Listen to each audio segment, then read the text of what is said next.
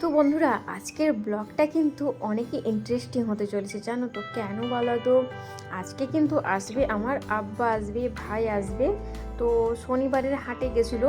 তো আজকে হচ্ছে বন্ধুরা, শনিবারের হাট থেকে কি নিয়ে এসেছে গিয়ে অনেক কিছু সবজি বাজার, তারপরে হচ্ছে যেমন আদা, রসুন, আলু, পেঁয়াজ, এগুলো মানে শনিবারের হাটে একটু কম দাম হয়, জানো তো। এমনি দোকানের থেকে হাটে একটু সস্তাতে পাওয়া যায়। তো ওই কারণে আব্বা গেছিলো ওখানে। তো কী নিয়ে এসেছে চলো তোমাদেরকে দেখাবো। আব্বা জিজ্ঞেস করেছিল কী নিবি, তুই বলে দে, ওইগুলোকে আমি হাট থেকে নিয়ে আসবো। আমি বলেছিলাম আব্বা কোনো কিছু নিয়ে আসতে হবে না, নিয়ে এসেছে সেইগুলো তোমাদের সাথে শেয়ার করব। তো বন্ধুরা সাথে থাকো, আজকের ব্লগটা কিন্তু ধামাকাদার ব্লগ। আসসালামু আলাইকুম এভরিওয়ান, কেমন আছো? আশা করি ভালো আছো। আলহামদুলিল্লাহ আমরাও না বেশ ভালো আছি। গতকালকে তো গ্যাস শেষ হয়ে গেছিলো। গ্যাস শেষ হয়ে যাওয়ার কারণে কালকে যেন মানে রান্না করতে নাজেহাল হয়ে গেলাম, কেননা ছাদে উঠতে হচ্ছে, বৃষ্টি পড়ছে, বৃষ্টির মধ্যে আর বাইরেও তো রান্না করা যাবে না। তো এই কারণে মানে যেন নাজেহাল হয়ে গেছে। আর উনুনে রান্না করতে তো ভালোই লাগে বলো, যদি সব কিছু সামনে রাখা থাকে। আর উনুনের টেস্ট তো সেই লেভেলের টেস্ট হয়, তাই আর উনুনের টেস্ট তো যেন সেই লেভেলের টেস্ট হয়। আর এত সুন্দর মানে রান্না করা হয়েছিল উনুনে। মানে ভাতটা করেছিলাম আর যেসব চচ্চড়িগুলো কিন্তু এতে করেছিলাম, তরকারিগুলো করতে পারলাম না। এই কারণে কতবার উঠে মানে উপরে যাবার, কতবার নিচে আসবো। আর বৃষ্টির মধ্যে কতবার মানে কতটাই মানে কষ্ট করতে পারলো, তাই না? যদি নিচে সব কিছু থাকতো উনুনটা, তাহলে উনুনে রান্না করেছে। বৃষ্টির মধ্যে উপরে মানে যাওয়া, আবার নিচে আসা, সব কিছু বয়ে নিয়ে যাওয়া, তো এগুলো হচ্ছে অনেক কষ্টকর ব্যাপার, তাই না? আর একাতে কত ওঠা হবে আর কত নিচে নামা হবে। তো যাই বন্ধুরা, আর বেশি কথা না বলে চলো কাজগুলো সব সেরে নিই। আর বাসনগুলো সব মেজে রেখেছিলাম, ওইগুলো এখন ওঠাও। সিঙ্কে না, সরি, ওই বাসন রাখার ঝুড়িটাতে আছে, ঝুড়িটাতে ওইগুলোকে উঠিয়ে নেবো। চলো, আর ছেলে বড় মশাই ওঠার আগে এই কাজগুলো সেরে নিই, তারপরে চাটা বসাবো। ঠিক আছে বন্ধুরা, সাথে থাকো, দেখতে থাকো আমার ব্লগ।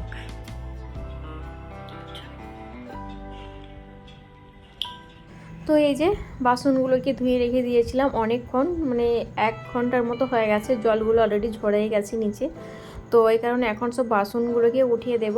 আর এইখানটাতে তো এই যে বাসন রাখার একটা দেখছো, এটা কিন্তু নিয়ে আমার অনেকই সুবিধে হয়েছে না। তো এই যে সব ছোট্ট জায়গার মধ্যে খুব সুন্দরভাবে মানে 4 জনের প্লেট বলো, বাসন, অনেক কিছুই যেসব বাসন গালা সব থাকে, ওইগুলোকেই কিন্তু ওইখানটায় উঠিয়ে রেখে দেবো।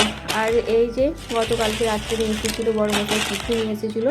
তো তাহলে এগুলোকে এখন মানে ওইখান এতেই রেখে দিয়েছিলাম, রাত্রে আর দেখা হয়নি কী নিয়ে এসেছিলো। তো এখন দেখে নিই কী নিয়ে এসেছে।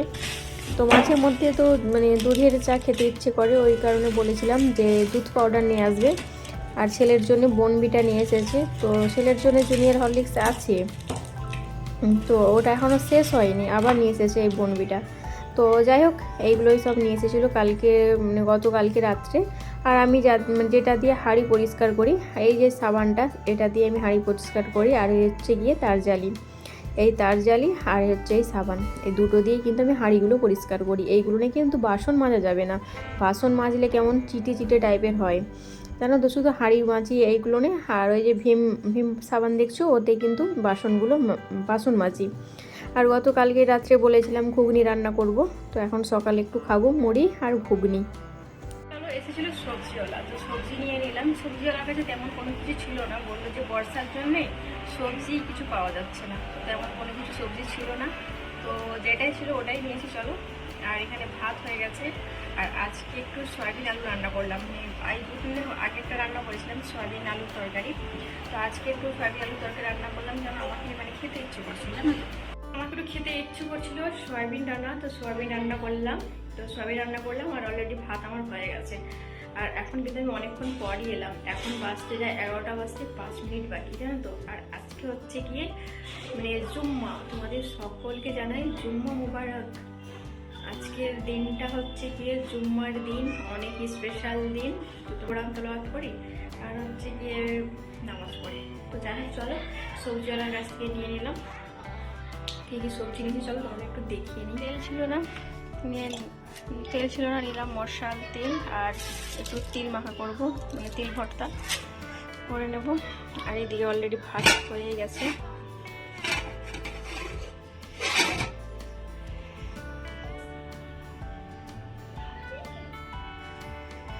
আর এই হচ্ছে গিয়ে সয়াবিনের তরকারি।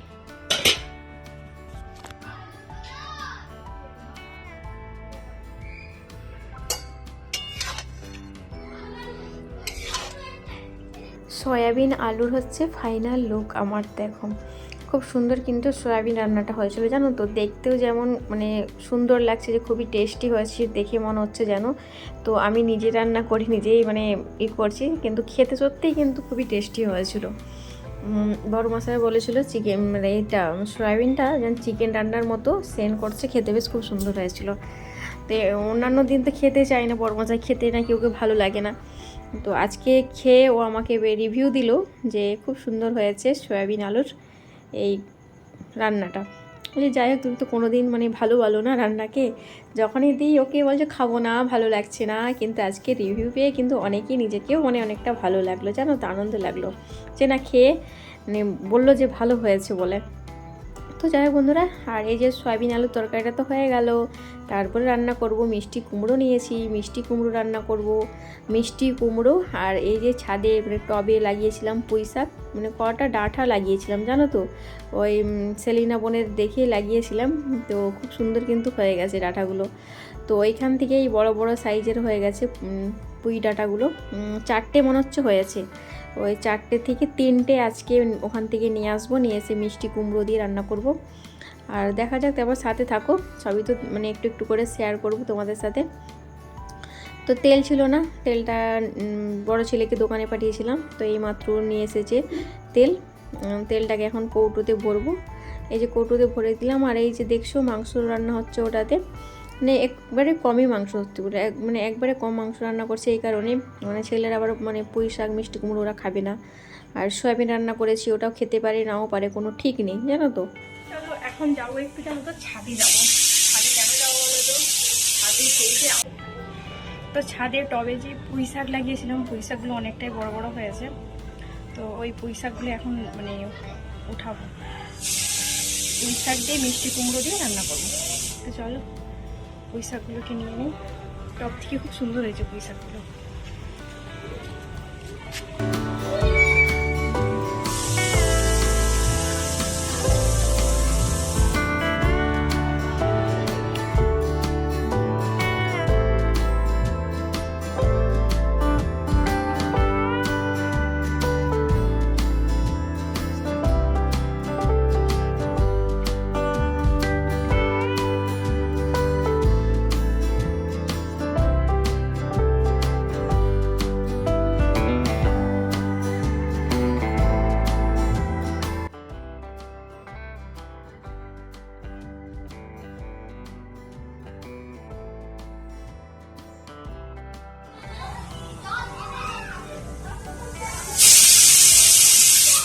পুঁই শাক নিয়ে নিলাম, টাটকা গাছের পুঁই শাক, দেখো আমার টবে লাগানো।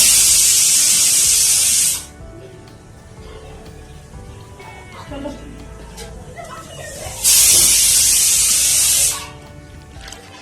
তো বন্ধুরা, অনেকটাই কিন্তু জানো তো আনন্দ লাগছে যে নিজে হাতে লাগানো পুঁই শাক আজকে রান্না করব, মানে তার ফিলিংসটাই কিন্তু আলাদা, তাই না বলো? আমরা তো কিনে খাই, সে তো প্রত্যেক দিনই আমরা কিনে খাওয়া মানুষ, তাই না? প্রত্যেক দিন কিনে রান্না করা হয়, কিন্তু এই যে টবে লাগানো নিজের হাতে পুঁই শাক লাগানো, এত বড় বড় হলো, ওখান থেকে রান্না করব নিয়ে এসে, একটা তার মানে ফিলিংসটা আলাদা, তাই না বলো?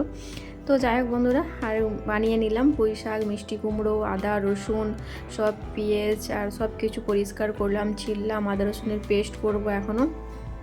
আর এইদিকে অলরেডি আমি মানে মশলাটা করে নিচ্ছি। এইখানে ফোড়নে দিয়েছিলাম গোটা এলাচ থেতো করে দিয়েছিলাম 5 ফোড়ন, আরও দিয়েছিলাম কি বলে যে পেঁয়াজটাকে ঝিরিঝিরি করে বানিয়ে দিয়ে দিয়েছিলাম, তারপরে দিলাম আদা রসুন, বেশ মশলাটাকে ভালো করে ভাজা ভাজা করে নিলাম। তারপরে দিয়ে দিলাম এই যে মিষ্টি কুমড়ো আর ডাঁটাগুলোকে দিয়ে বেশ ভালো করে কষিয়ে নিতে হবে। কেন বলো তো, এই সময় কিন্তু পুঁই শাকগুলো দেবো না, পুঁই শাকগুলো দিলে না একবারে সিদ্ধ হয়ে যাবে, আর এই যে মানে মানে সবুজ টাইপের ব্যাপারটা ওটা কিন্তু থাকবে না তখন আর, তো এই কারণে ওটাকে একটু দেরি করে দেবো। আর এই যে ছোলার ডাল দেখছো, এটাকে কিন্তু প্রেসারে আমি আগে সিদ্ধ করে নিয়েছি, সিদ্ধ করে উঠিয়ে দিয়েছিলাম, কেন না যদি মানে সব একসাথে দেওয়া হয়ে যায় মিষ্টি কুমড়োগুলো একবারে গলে যাবে, আর কিন্তু ছোলার ডালগুলো হবে না, মানে শক্ত শক্ত থেকে যায়, ওই কারণে ছোলার ডালগুলোকে আমি আলাদা করে প্রেসারে দিয়ে দিয়েছিলাম, খুব সুন্দর করে সিদ্ধ করে আর নামিয়ে নিয়েছি, তারপরে কষানোর সময় দিয়ে দিয়েছিলাম। আর এই যে এটা বসিয়ে দিলাম ফ্রাই প্যানটাকে, এটাতে এখন ভাজা করব তিল, এই যে বললাম তিল মাখা করব। একবার তো তিল মাখা করেছিলাম, তিল বাদাম ছেলেদেরকে খেয়ে অনেকই ভালো লেগেছে, বলছে আম্মাজি আরেকবার বানিও না গো। তো ওই কারণে আজকে আবার বানাবো আলু বলছি, মানে তিল আর হচ্ছে গিয়ে বাদাম ভর্তা। আর এখানে ভালো করে কষিয়ে নিলাম মিষ্টি কুমড়ো ওইগুলোকে। তো যাই হোক, রান্নাবান্না পুরো এইমাত্র আমি কমপ্লিট করলাম। এটা হচ্ছে আলু দিয়ে আর মুসুরির ডাল দিয়ে একটা মাংস ঝোল করেছি। তো একবারে যে ঝোলটা না, মাখামাখাই করেছি, দেখতে পাচ্ছ খুব কম রান্না করেছি ওই 2 ভাইয়ের জন্য, আমার 2 ছেলের জন্য। তো ওদের 2 ভাই বললাম, জানো তো, তো তোমরা আবার কোনো কিছু খারাপ মাইন্ডে নিও না। তো আর এটাতে হচ্ছে গিয়ে এই যে ভাতের হাঁড়ির মধ্যে দেখলে ওটাতে কিন্তু কালকে যেটা রান্না করেছিলাম সেটা অনেকটাই থেকে গেছিলো, গরম করে ভাতের হাঁড়ির ভিতরে রেখে দিলাম। কেন বলো তো, অনেকটাই গরম থাকবে, যখন খাবো তখন আর গরম করতে লাগবে না। আর এই সয়াবিনের কষা দেখলেই তো দেখতে পেলে। আর এখানে হচ্ছে মিষ্টি কুমড়োটা হচ্ছে, আর এই সাইড হচ্ছে তিলটা ভাজা করে নেব। তো তিল ভাজা হয়ে গেলে তো সব বাদাম মাখা করব আর তিল সব একসাথে মাখা করব। তো ঠিক আছে বন্ধুরা, স্নান সেরে তারপরে আসছি। গুড আফটারনুন বন্ধুরা। তো তোমাদেরকে তো মানে ব্লগে বলেছিলাম যে একটা আমি মানে দুটো কৌটো অর্ডার করেছিলাম। তো ফাইনালি আজকে আমার সেই দুটো কৌটো এসে গেছে। তো আজকে ফাইনালি এসে গেছে সেই দুটো কৌটো। চলো এখন ওপেনিং করে নিই তোমাদের সামনে। এখনো এই যে কৌটো চলে এসেছে আমার হাতে, তো এটাকে এখন ওপেনিং করব। কেমন আছে, কি মা এক্ষুনি পড়ে যেত কি হতো বলো। আবার এটা ছিল কাচের, ভাবতে পারো, ওরে বাপ রে বাপ।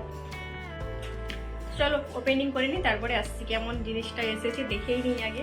তো বন্ধুরা, যেমন দেখেছিলাম মিশোতে ওই রকমই কিন্তু কৌটো এসেছে। তো দেখলাম ওখানে 1 পিস লেখা ছিল, জানো তো। আমি খেয়াল করিনি, দেখলাম যে দুটো দেখাচ্ছে, দুটোই হয়তো দেবে, কিন্তু না, একটা দিয়েছে, কিন্তু দামটা কিন্তু অনেকটাই নিয়েছে, 314 টাকা নিয়েছে এটা, জানো তো। 344 টাকা, 344 টাকা নিয়েছে কিন্তু এই কৌটোটা মানে অনেকটাই দাম নিয়েছে, কিন্তু খুবই সুন্দর, কোয়ালিটিও খুব সুন্দর, কাজটাও বেশ মোটা সাইজের কাজ আছে, বেশ ভালোও লাগছে। ভাবলাম যে করবো, চেঞ্জ করে নেব, তো ভালো না থাক, ছেলের খাবার রাখবো, মানে হরলিক্স নিয়ে আসে, জুনিয়র হরলিক্স, তো ওটাকেই রাখার জন্য ওই কৌটোকে অর্ডার করেছিলাম। তো এই হচ্ছে আমাদের দুপুরের লাঞ্চ মেনু।